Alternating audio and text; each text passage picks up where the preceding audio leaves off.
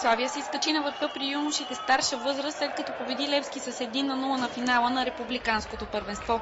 Успехът за славистите донесе синът на Пловдивата малина Симеон Мечев. Белите имаха тотално превъзходство на съперника, след като още в първата минута голмайсторът Мечев имаше възможност да открие резултата, възползвайки се от грешка на бранителя на сините Симеон Иванов.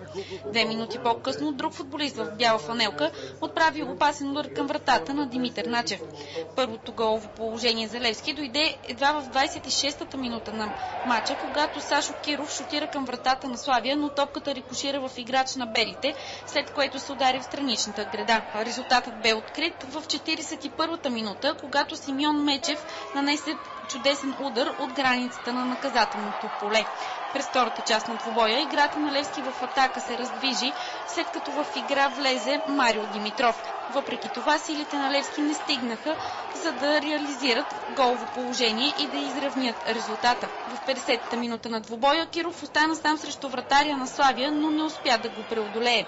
В 63-та именно резервата Марио Димитров също не се умя да вкара топката във вратата, след като стреля от 2 метра. В 76-та минута на матча Васев имаше възможност да изравни резултата, но нацели на пречната греда. Двубоят бе наблюдаван от президента на Левски Тодор Батков, който бе в компанията на спортния директор Даниел Боримиров и изпълнителния директор по финансовите въпроси Константин Баждеков.